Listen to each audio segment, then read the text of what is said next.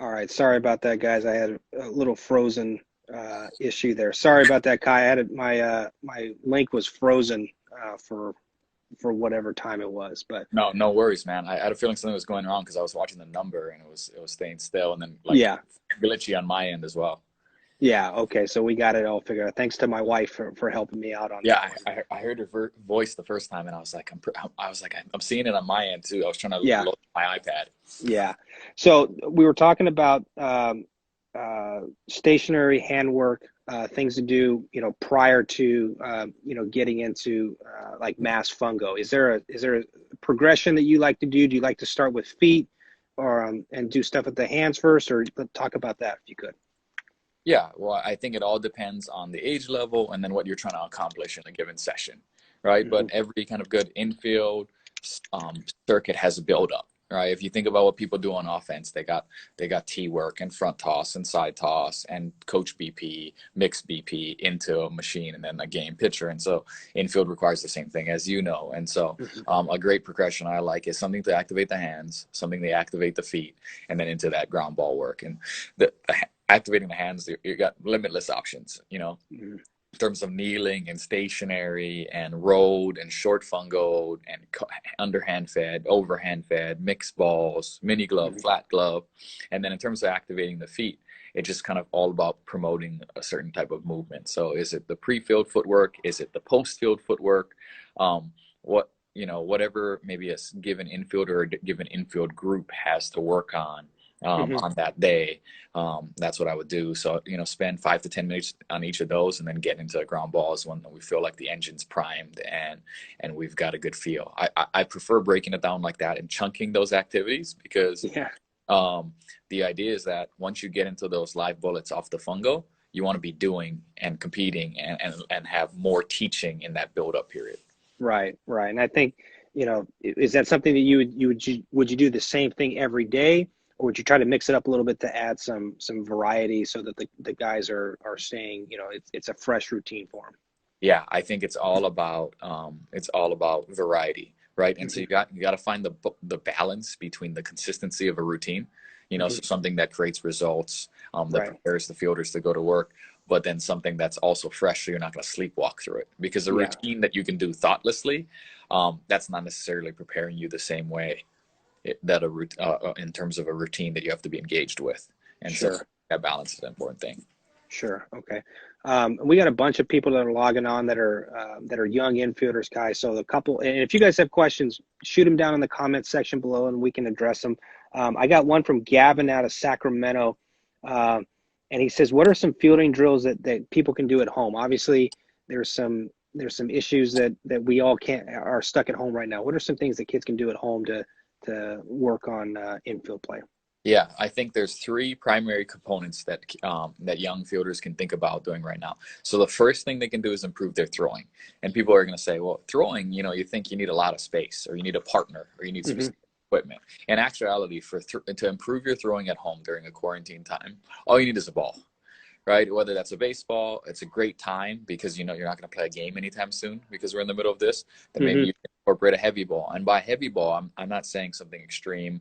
I'm talking about, a softball is a heavy ball, a football is a heavy ball, a heavier object that we can work on promoting good mechanics and throwing into a wall, into a screen, into Okay. the back of a batting cage.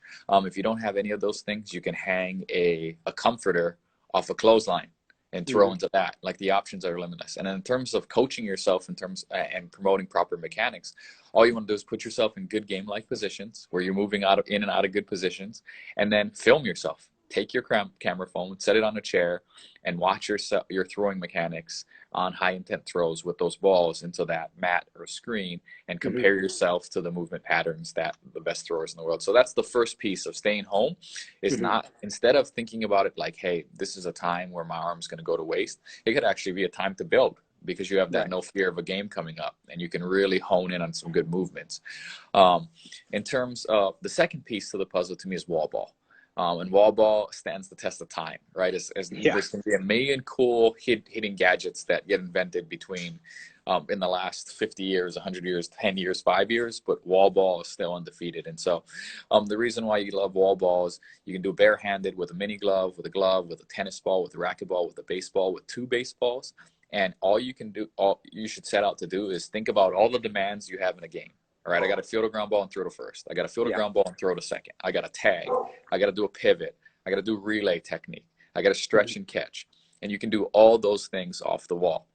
So how do we do that off the wall? You alter where you hit the ball on the wall and the distance you're from the wall, right? If you want it to be a long hop, then you go ahead and fire it off just off the ground, just off the base of the wall, and then it comes up on the fly. If you want it to be a short hop, you fire it higher on the wall. And so wall ball is the other thing that I'd be doing if I was a young infielder, in addition to throwing into a pad or a wall. And then the third thing is just agility work. Working on and off boxes and through ladders and over around cones and over hurdles, and just trying to replicate all those footwork patterns that you see in a game. Go ahead, Guy. I'm sorry to cut you off. No, go ahead. No, I was going to say a lot of things that you can do. What Kai talked about is, we all have garages. If you don't have a wall, you could get a tennis ball. You could throw it against the wall. He talked about agilities. If you don't have ladders at home, if there's a crack in the sidewalk or whatever, you can work on quick feet, jumping over that. And so there's a lot of different ways that you can improve your footwork, your throwing, your receiving skills, during this quarantine time. And I think one thing that Kai mentioned is you got to think a little bit outside the box on this. Yeah, and you can't replicate an entire play, right? You're not going to take a live ground ball, full distance field, and throw it to first. So you have to take the pieces and say, okay, what pieces are important to me, right? So if I'm working pre-pitch and first move, just that quick burst, I can think, okay, I'm not going to get all these reps I'm going to get in practice and over the course of the game during these months. So what I'm going to do is I'm going to position myself in space and think, okay, I'm standing on the face of a clock. And in a game, I'm going to end up pre-pitching and heading in every time on the clock. 1 o'clock, 2 o'clock, 3 o'clock, 4. So if I don't have cones, I can set out tennis balls. I can set out socks around me to all those angles. And then I just over and over, pre-pitch, land, pre-pitch, land, pre-pitch, land, take off to the 1 o'clock sock, 5 yards, come on back, pre-pitch, land, take off to the 2. So it's all about segmenting. Like, the creativity comes with just mastering that small piece to the play. Yeah. And I think one of the things you talked about with putting socks out or a ball or something, you can try to take as few steps as possible to get to that spot. So instead of maybe you count, you say, hey, I took 3 steps to the 1 o'clock sock. The next time, hey, I'm going to try to take 2 steps. And what that's going to do is it's going to force you to move your feet, pick them up, and get to the that spot. Yeah, to your point, Nick, again, it's something else you can film with your phone. And it's like you can check 2 things, right? Okay, what's the efficiency of my route? How straight of a line did I take to that sock, to that cone? Okay, secondly, how many steps did I take, like you said? And then third, you can time yourself, and have your parents time yourself, who your training partner time you. And if I am clean on my move with number of steps, clean on my route in terms of taking a straight line, and have my best time, then I know that I've improved that first part of fielding a ground ball. And although I'm not getting a live rep, I'm getting that piece of the puzzle. Sure. One of the questions we just got from Carrie Myers is what, quote, word cue do you use to help guys who have bad glove presentation, like glove is catching raindrops and fingertips aren't down, that sort of thing? Yeah. So one thing that I've talked about at length is having like 2 dots inside of youth players' gloves, and claiming the eyes of the glove. And so if you got 2 dots in the palm or the pocket of the glove, and then you cue the young infielder to say, all right, we want all 4 eyes to see the ball. So if you're late with presenting or you're flat with presenting, those 2 dots will be facing the sky or facing the body. Then hey, I'm not out in front. I'm not on time with my glove presentation. So that's one good way. Another good way is one of my favorite old school drills, a Bill Stubbs drill. People remember those instructional videos, but just the 1 and 2 drill. So when the infielder is going to take a ground ball, whether it's rolled or fungoed or off a wall, you have him say 1 when he presents his glove, and you have him say 2 when the ball hits the glove. And if you present on time during your descent, you should have enough time to say "and" in between. So it would be like 1 and 2. And if you're a late flipper, or if you present deep or flat, you're going to find yourself jumbling 1-2 together, saying 1-2. Yeah. And then you're going to realize, gosh, I don't have that fluidity. I don't have the adjustability. And then the third cue I like talking about for glove presentation is thinking about your body's the airplane and your glove's the landing gear. Yep. And if you send your glove out really early, it's going to be a long, bumpy flight. But if you send your glove out late, it's going to be a crash landing. And we want neither, right? We want a clean, efficient route, and then we want the wheels to go out before the plane goes down. Sure. So those are three ways I talk about that. Sure. We'll get away from questions for a minute, Kai, because I really want to put a big emphasis on this. We're all stuck inside because of COVID-19, and something that you're a part of with Tanner Swanson and a lot of other great people is called Coaches versus COVID, and I know you're doing something Saturday. Can you talk about that and what that's going to entail? Yeah, so Tanner Swanson, the catching coach for the New York Yankees, started something called Coaches versus COVID, which is to raise money for treatment and research specifically in regard to COVID-19. All the proceeds go directly to the hospital he's working with. And so he's got a bunch of collegiate and professional coaches and private instructors doing Zoom calls, just like this one, to raise money. And so on Saturday at noon Pacific time, I'm doing a call with Marty Lease, the infield coach at Oklahoma State. I'm going to have a different guest every Saturday, and we're just going to be covering a lot of things we're talking about now. We're going to cover some drill work. We're going to cover some footwork pattern and first move stuff. We're going to cover some practice planning. So I appreciate you bringing that up. Yeah, and we'll talk about it a couple times because I think it's so important. I've got a kid that I work with out here whose dad is a firefighter in Vallejo, California, and we trade messages back and forth, and he talks about how he's nervous about coming home to his family and everything.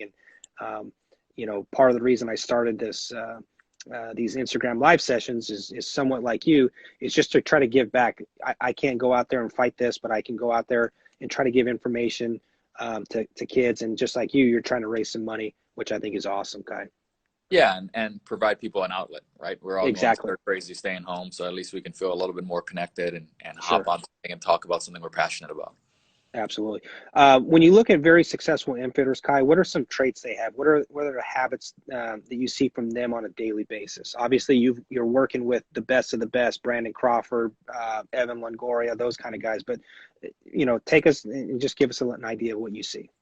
Yeah, I think the best infielders in the world, from a common movement standpoint, in terms of seeing patterns, is first thing is the variety of options they use, right? And so some coaches will say, hey, you're always going to have your glove this way, and it's always going to go in this direction. And if you look at the best guys in the world, they'll move their glove in both directions. They'll move it forward and backwards. They'll use one and two hands.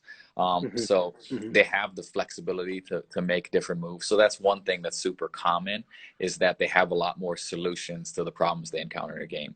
The things that another thing that they have in common is they're really, really elite at simplifying movements. So you never see a real extreme move forward. You never see a really extreme move backwards. They're really good at taking all the pieces and chunking them together to one fluid move. And so I think that comes with repetition, but it also paired with their elite skill. But when you watch a major league infield or field, you're seeing a really subtle press or really subtle funnel. Yeah, you're seeing a controlled spin. You're seeing a throw on the run that looks effortless. And so I think the best guys in the world, they do things to the point, and they arrive at spots and hop so consistently that they never have to make an extreme move. Yeah, and it's funny, I went to a big league game last year watching the Cubs, and Brandon Crawford made this play, and it looked, and you probably see it every day, Kai, but he made a play that I sat there and I turned to somebody, I go, that play was really difficult, but he made it look really easy. And that was something that, just by moving his feet, going with the one-handed press through the ball, I was like, and that's the difference, when you get to, say, not just pro ball, but maybe in college, those plays look very difficult. And, a good friend of ours, Dave Nakama, always says that make the routine play look routine. Yeah, no, and that's what the best guys in the world do, is right. Their version of routine is just a larger spectrum. Sure. And I think that comes from being exposed to all those patterns. Yeah. I think one thing that a youth player and a youth coach can sometimes make a mistake is they think that in pursuit of being super consistent, like you're talking about, and super routine, that they practice the simple plays over and over and over. Yes, that's a huge part of the game at any level, but you can't control the distribution of reps you get over the course of the game. No matter if you practice the regular ground ball 200 times, you're still going to get forehands in the game. You're still going to get balls that potentially give you the opportunity to spin. So I think the better thing is exposing yourself to all of those options, so that way they become part of your routine package. Absolutely. Rob, who works with players in Sacramento with pro baseball, his question is, what individual drills are best to do at home to improve hand-eye coordination? Gotcha. So, I think one of the things we talked about is that the wall ball stuff. Yeah.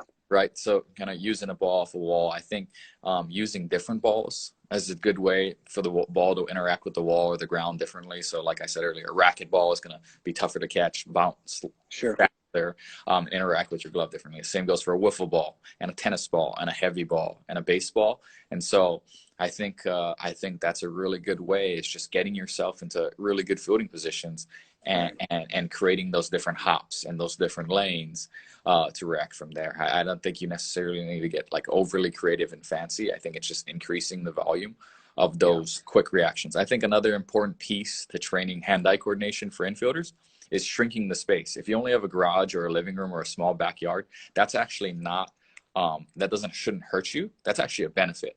By that reduced reaction time in that smaller space, you'll be training the reactions and the moves you're going to need to make in the game on a fast-paced play. Sure. Austin out of Arizona asked, what's the importance of the first step for infielders?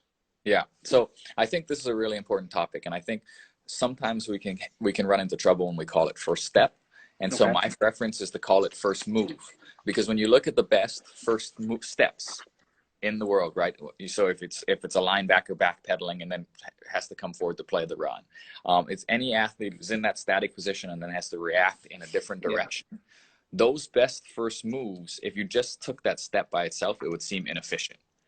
But what we see when we see our best first move is we see an extension of the base, so the opposite foot, opposite of the direction you want to go in, landing first. Then we see the ball side foot actually sliding backwards underneath the body, and then we see into the crossover. So we're always talking about jab or clean crossover, but in actuality, those first two steps happen underneath the framework of our body. And so I think that's the first important thing when we're talking about training first steps. Is understanding what that first step looks like. And if we're forcing our athletes to step outside the framework of their upper body and try to cross over right away or jab right away, we're putting them in weak positions where they're not creating force to where they want to go. So that's the first part. The second part is a lot like we talked about earlier, like on that clock drill. I mean, the options are really limitless. You just have athletes land in different positions. They can come through a hurdle, they can come through a ladder, they can come off a box, but you want to land and then have a decision to be made, whether they're going right, left, in, back to the right, any direction. And so I think promoting the right move and then just creating scenarios to react to different directions are the best way to train that first move, that first step. Okay. Sebastian, who's a freshman, so obviously a young pup here, says, what are good drills to improve lateral movement? What are good drills to improve lateral movement? So, I mean, it's somewhat complicated because I don't know exactly what he's talking about, but just like that lateral range, some of it comes with making a clean first move, right? And being able to have that hip swivel and get your step under your body to go, right? And some of it comes with just foot speed. But in terms of, I think, just creating reps where you have to explode laterally, I know that sounds like a really dumb answer to how do I improve lateral movement. But anytime I can create those reps that I'd get out of playing football or basketball where I'm shuffling and crossing over and changing direction, that's going to improve my lateral movement. Anything where I'm having to load weight into my legs and then come out of them sideways like a figure skater, a speed skater jump style movement inside of a athletic drill is gonna increase my ability to explode that way. And I think one of the things that you can do is, and I know Kai, you do a good job of this as posting stuff. Is if you go on YouTube and just type in foot speed or quick feet drills, there's a lot of different things that you can do. When I was at Dartmouth, we used to do this like skating drills where you would bound from off of one foot to another and land like you're like a speed skater. That would help. So there's a lot of different things that you can do. Yeah, With when it that. comes, I mean, if we're not talking about correcting technique or form, and the best way to practice going fast is by practicing going fast, right? Exactly. And that's what we're talking about. And I think the one thing that you brought up, Kai, that a lot of people, we all have smartphones. Videoing yourself and just look and basically breaking down the movements and going, hey, can I take one thing out? Maybe I take a step backwards when I'm going to the ball. That's a quote inefficient move. Can I make sure that I do a better job of eliminating that? Yeah, and like I said earlier, you got to watch what the greats do, right? You got to watch Ricky Henderson take a steel start to figure out what's efficient and not efficient, so you're not guessing. And then you compare yourself, right? You watch your film, and you say, "Gosh, he takes 2 steps to make that move, and I take 3."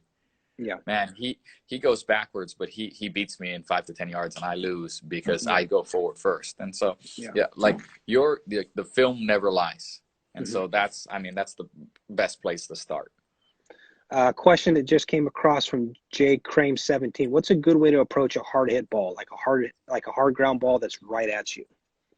Yeah, so I think when a ball is whistled at you, right? When a ball is hit with pace, right? If you watch the best infielders in the world, in the equation in terms of fielding the ball, you have no control of the velocity, right? You have no control of the surface. You have no control of the trajectory. So the only thing you can do is try to create more time for yourself. And the only way you create more time for yourself is catching the ball farther away from home plate. And so your initial move when a ball is whistled at you is to try to create space.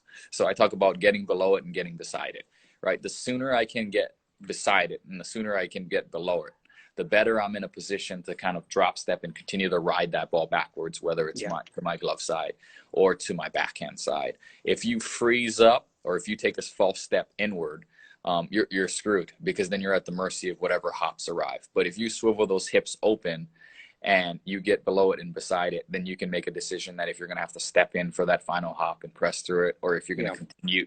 But getting below and beside it also allows you to get your glove in the fielding zone sooner. And then from there, you can ride it back or play it forward. Yeah, and I think one thing, I remember we would have these conversations, Kai, when we were working infield camp, is that, a lot of coaches will talk about you need to get in front of the baseball, and don't back up. One thing I always told our infielders was it's okay to take a step back when you're fielding a ground ball if it's a one hopper, because you're trying to create more space or give yourself a longer hop. And if you do that, there's no problem with that. The problem when you take a step backwards is when the ball's got like 4 or 5 hops and you're basically waiting for it. Yeah, it's apples and oranges, right? And I think really what you have to remember is the only thing that has to be in front of the ball when the ball arrives is your glove. Yeah. Right? The higher levels you play, that ball interacting with any part of your body besides your glove is going to lead to the guy being safe. Mm-hmm. So you might as well be practicing a style of play that leads to a higher quantity of catches, not blocks. Sure. That's a good point. And so I think that's a really important thing to remember. Zach from Redwood City, California says, what players did you learn from or model your game after when you were coming up, or maybe a coach or something like that, Kai? Yeah. Well, I think we talked a lot about video, and when I was a kid, I loved watching video of Robbie Alomar and Omar Vizquel. And as I got older, the guys who show up all the time, the John McDonalds, the Brendan Ryans, guys who weren't necessarily great hitters, but found a way to continuously get jobs and played multiple positions. And so I loved watching those guys. And, I'd go out in the garage and we had lattice that was on top of the wall. And so play wall ball off the lattice. And so it became random practice because the angle didn't come out the same way. But I always watched guys who were elite defenders who couldn't really hit because you knew that they were getting paid and had jobs because of their fielding ability alone. Sure. And I know when I was growing up, a guy that I really liked um, was Mike Gallego. You remember Gags? Mm-hmm. Was with the Angels now. Yep. Carney Lansford was another guy that I really, really liked. And then a guy that just passed away recently, Tony Fernandez. Tony Fernandez, it seemed like never had a bad hop. Yep. The ball always got in his glove, and it always got to first base before the runner got there. Yeah, and I think that's kind of what we were talking about earlier, right? When you watch the best guys in the business, because they're so precise in the positions they put themselves in and the decisions they make, the glove action's subtle, so you feel like, gosh, they never really get a tough hop to handle. Mm-hmm. Now, one thing that you're exposed to, Kai, that a lot of people don't, is obviously the best infielders, in the game, and you take it for granted that Brandon Crawford, I knew Brandon when I coached him as a freshman in high school with NorCal baseball. But one thing that you see that a lot of people don't see is the amount of work they put into their game. Talk about how much work those guys actually get done and work at. And a guy like Brandon or Brandon Belt, they're always getting after it. Yeah. And even back to being with Cleveland, with Lindor and Ramirez. And I think the biggest thing that people don't see and kids don't see behind the scenes is the attention to detail in these guys' routines. I mean, I think that's the key word to this whole thing is almost all of them have some type of hand activity they like to do. Whether it's kneeling work or stationary work, kind of the old school Perry Hill wide base, bringing the ball to another body. All of those guys have some part of that, whether it's a short fungo or full length fungo part of their routine. And then all of those guys go through a routine where they take balls from different depths and make all the feeds required and watch film.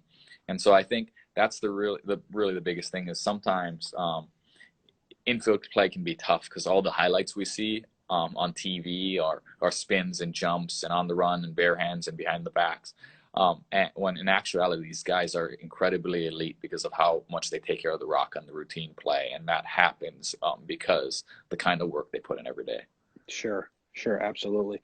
A question that I had from Ruben, who's out of Fairfield, he said the game becomes longer and faster the further you go. How do you stay engaged as an infielder on every pitch? Major League Baseball could be a 3-hour game, and you might not get a ground ball for a while. How do you stay engaged, Kai? Yeah, I mean, that's an incredibly tough thing and a really good question for a mental skills coach specifically.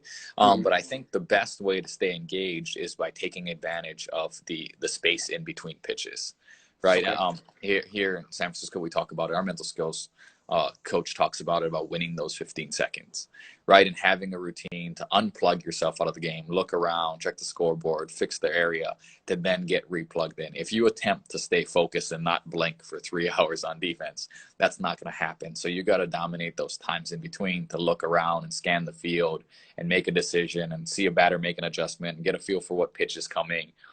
Look back in the dugout based on your positioning and then get plugged in. And I think that's the only way you can be engaged every pitch for the entirety of the game is by taking advantage of that time in between pitches.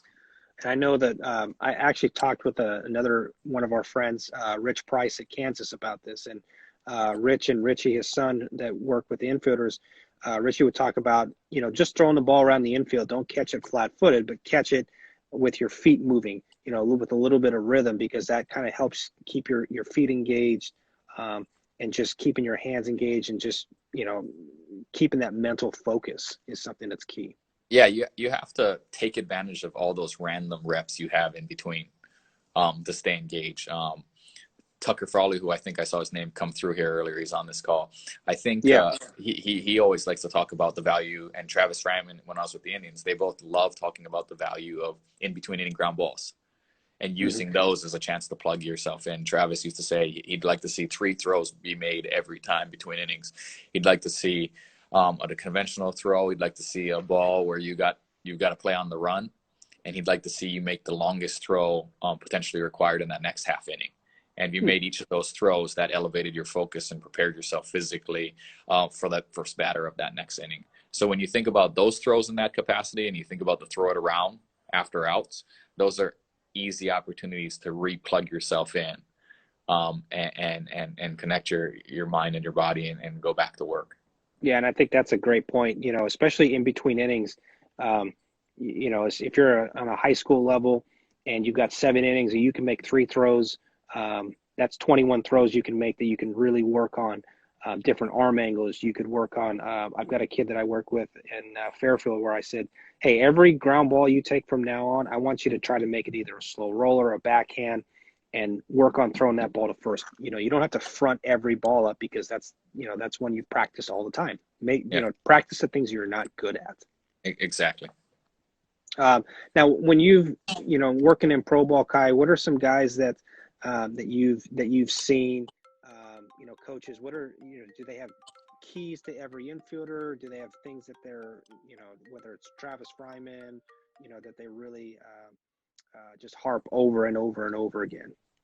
Yeah, yeah. I think, different guys have different things, right? Mm-hmm. And so Travis came up in Detroit playing for Perry Hill, and so there are particular things he's looking for. He's looking for a strong triangular base, where the feet are spaced apart correctly, the athlete's hinged at the hips, and that glove's out in front over and over and over and over. Yeah. And I think that's something he's looking for. John McDonough, for example, he's always harping on first move, right? He's a little guy who played with a ton of range in his time, and so he's always watching that first step, and he's looking for the guys to make that first move laterally or backwards and never forward, in a pursuit of creating range. And when somebody asked across the bottom, what's the best way to create range as a middle infielder, and policing your pre-pitch and the momentum coming out of your pre-pitch so that you're not falling over, right? A lot of guys who use the creep or the step into a jump, when they land, because we're hinged at the hips and our shoulders are in front of our knees, Right. their next step has to be forward.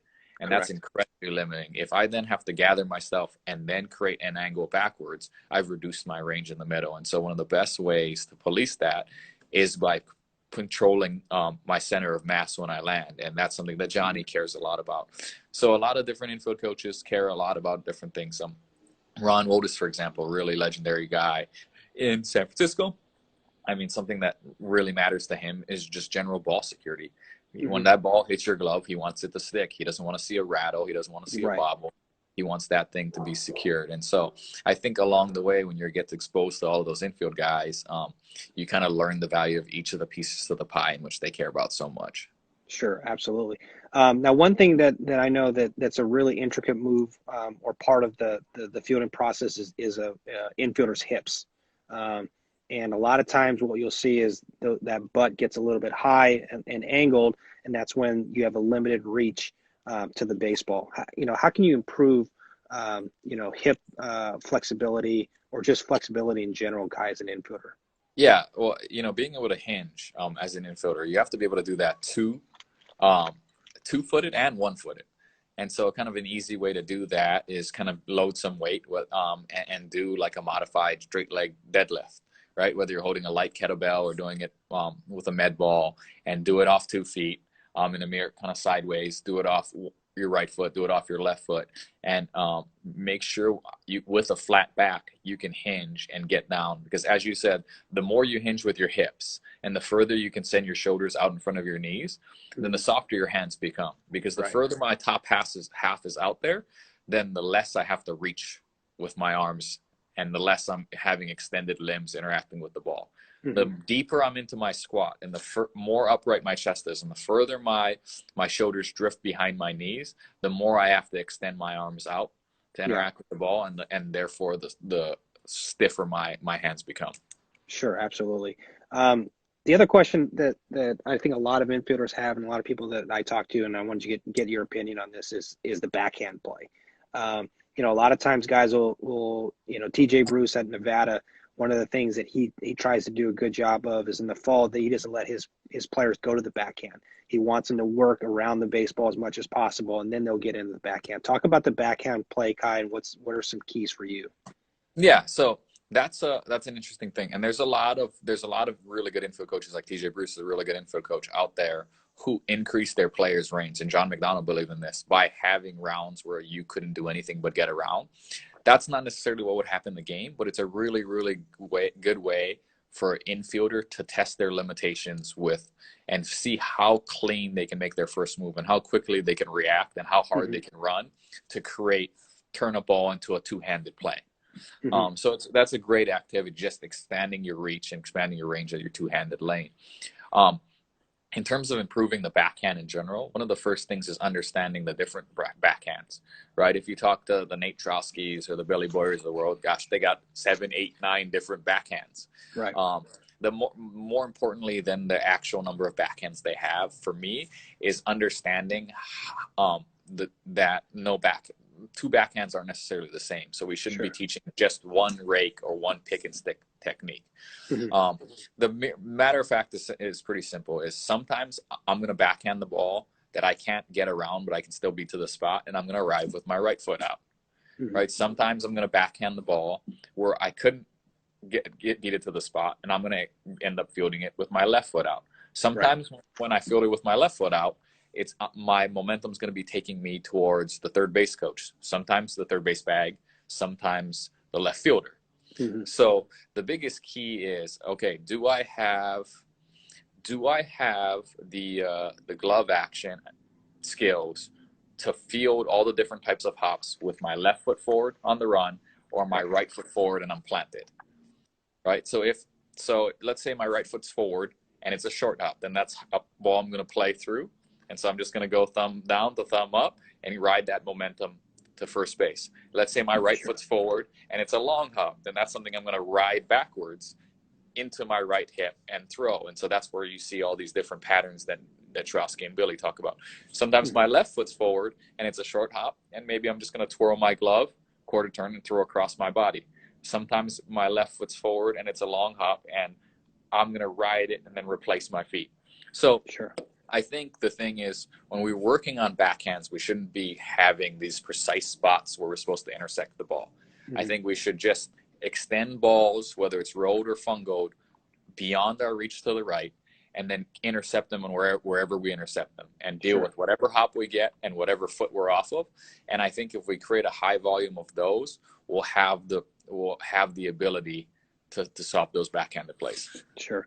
Now, Jay Crane 17 says, how does an average arm transition into shortstop? And, that's arm strength is obviously a big part of infield play.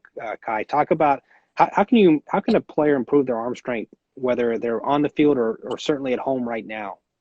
So we talked a little bit about going through a plow care ball, football, softball throwing routine to improve patterns and utilize the entire chain, the lower half and upper half together. So that's one piece of the puzzle. In addition to that, you got to think about an infield play like a equation, right? And so there's different pieces. There's time from contact to the ball hits your glove. There's time from the ball hits your glove to where you get it exchanged into a power position. And then there's the time for the ball to fly across the infield, from your release to the first baseman of the glove. If I have inferior arm strength and I'm in season, so I don't really have an opportunity to improve that arm strength, but I'm required to play shortstop, I have to take that third part of the equation and throw it out. So that leaves two things. That leaves the time the ball's in my hands and the time it takes me to get to the ball. And so the way that guys with inferior arm strength survive at shortstop is they take more aggressive angles, so that there's that contact to glove time is shorter.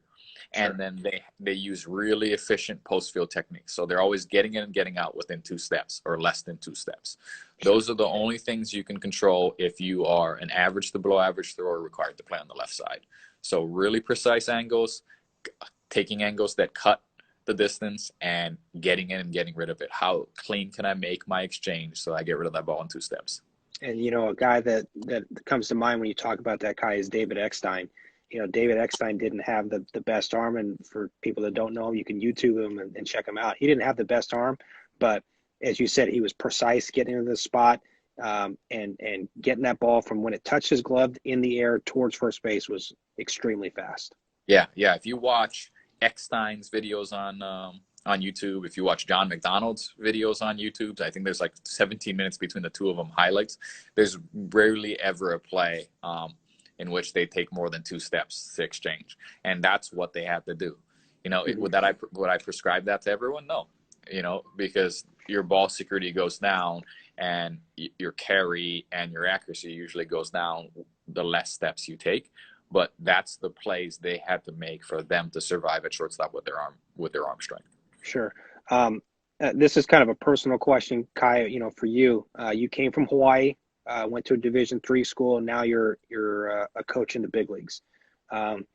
It's a very unconventional way of going about things. But I want you to talk about, how much you actually, how much you focused, how much you studied to make yourself into a good baseball player, B, a good coach, and C, ultimately getting to the big leagues as a coach, bench coach, infield coach.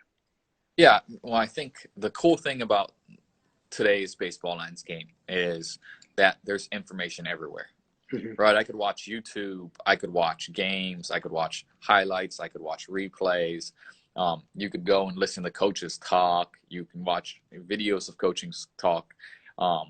You could read books. So I think the first thing in terms of climbing and coaching is realizing that there's no ceiling. The only ceiling you put is the one on yourself in terms of your capacity to acquire new information. Sure. Right? If you feel like you got a good handle on how a first step is supposed to be made as an infielder, and you've read and watched all the video there is about baseball, okay, transition to tennis and read what it says about tennis. All right, transition to studies on soccer goalies.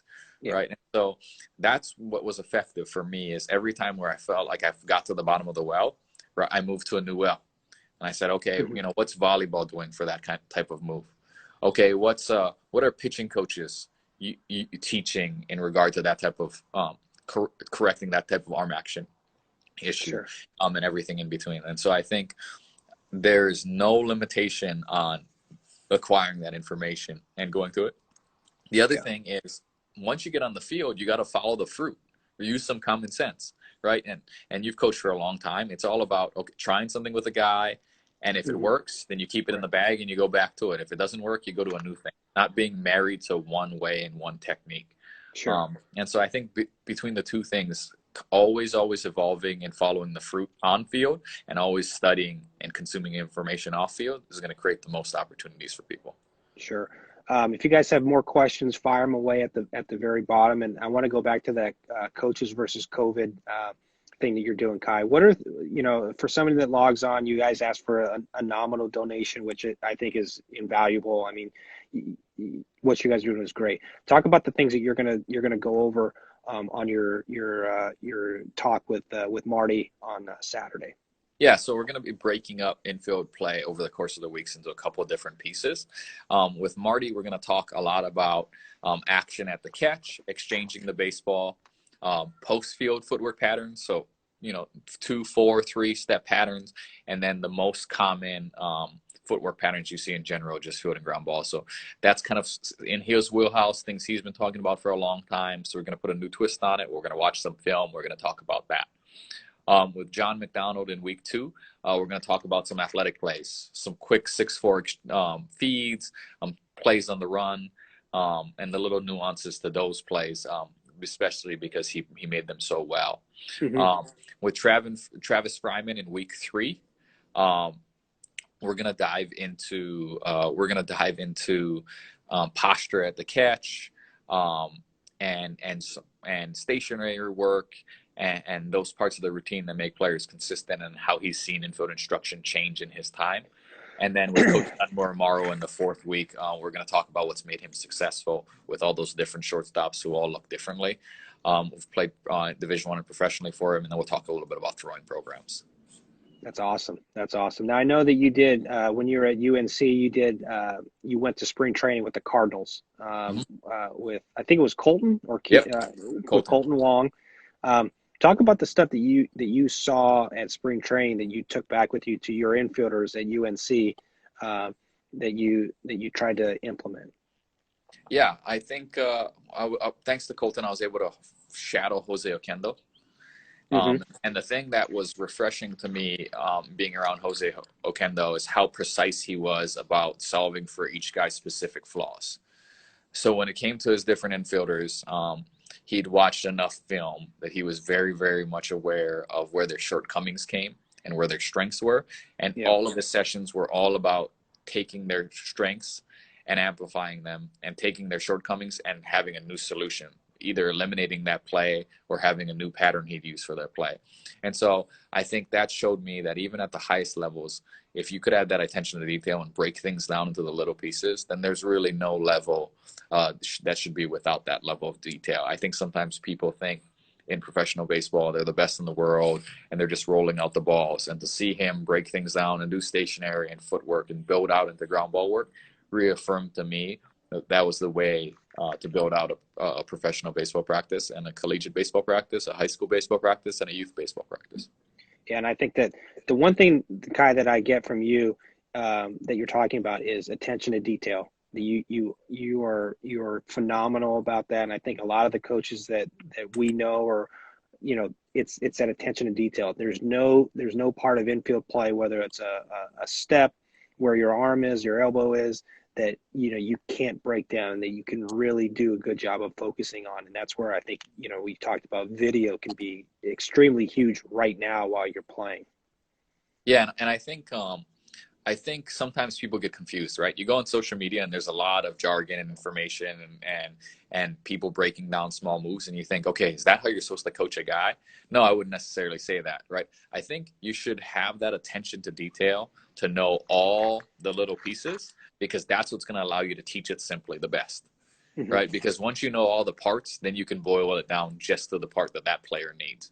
But if you don't know all the pieces, you could find yourself in that weird in between where you're searching for the right cue or the right move to change. And so I think coaches should make themselves experts so they know it beyond leaps and bounds what the player needs, and then they can always simplify.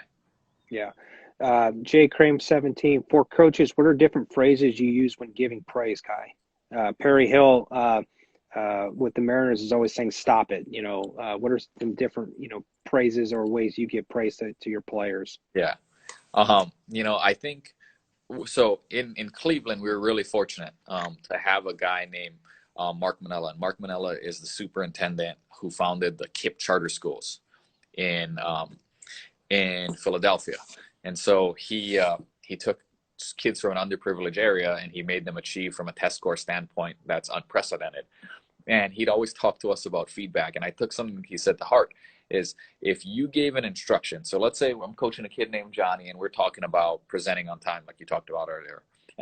And I think one really important thing is including the original cue back into your praise, right? So you say, hey, make sure we get that glove on time, Johnny. And so when he does it right, and we've seen a change in the timing, we say, hey, there it is. There's that glove on time, right? And so I think that can be really, really simple and almost elementary. But for coaches, circling back to the original cue, circling back to the original small change you wanted to see made, that was going to influence it to the positive, and reaffirming it, not being surely result oriented. So not saying, hey, make this change, and then he feels it better and he didn't make the change, you say, yeah, good, perfect, right? And so I think reaffirming the original instruction built into your praise is a great way to reinforce, hey, that's why that success happened, because you got yourself in a better position, because you got your glove out in time, because you were more aggressive your feet, whatever it may be. Sure. I'm going to get a couple more questions in for you, Kai, and then we'll let you get back to your family and everything. What's one thing you've changed about how you teach in the past year, and why? One thing you've changed about how you teach in the past year? Gosh, Jeff, that's a tough one, dude. And not because I haven't changed, because there's so many options, right? I think one thing that I've changed in the past year is I'm playing the long game a lot more, right? I'm always thinking about the player's development as a big part of a larger scheme. So it's one day, it's one practice, it's one rep within his grand scheme as a player. He could also be a two-way guy. He could pitch. He could also be a hitter. And so I'm constantly being selective, because we know we have such a long runway. What's the most important thing right now? And so I think as every year goes on, and the longer and longer I coach, the more I'm boiling down sessions to very, very specific thing. With this guy today, I want him to be better at A. Not ABC, not AB, just A and one piece of A. And I want to hammer that home, and I want to make sure he knows at the start of the session, and I want to circle back at the end of the session. And that's the goal. And I think the longer I coach and the higher level I coach, the more that's going to be the case. Whereas that I am making that target in the center of the bullseye smaller and smaller for a session with a guy. Yeah, and I think that that's a great point, Kai. Is that as coaches we want everybody to be better at everything right then and there, and it's Yep. really hard to do that. And one thing I always try to remember is, I'm not is that coaching is or playing baseball is really tough. And if you can, as a coach, if you can say, I want this player to be better at this thing, and then we'll move to the next thing. Yep. What you're going to see is your player get a lot better, a lot less headaches, and things like that. Would you agree with that, Kai? Yeah, 100%. And I think one of the reasons we do it is because of judgment, right? We don't want people around to think, gosh, like that guy doesn't know what he's doing. Like if he's letting that guy do that. And I just decided, screw it. Like we have a plan. Myself and the player have a plan. And it might not look pretty on the way there, but to get to the final product, I'm not going to put Band-Aids and bullet holes. We're not going to make this change for cosmetics or set up an environment just for the guy to succeed. We're just going to go at that one thing. And you have to be willing to allow that kid to fail and for you to look like, what are they even working on over there, to have the long game in mind. Sure, absolutely. Kai, I can't, I mean, we could keep going on and on and on and on and on. And from the time we've spent together, I could talk about infield play with you as with the best of them.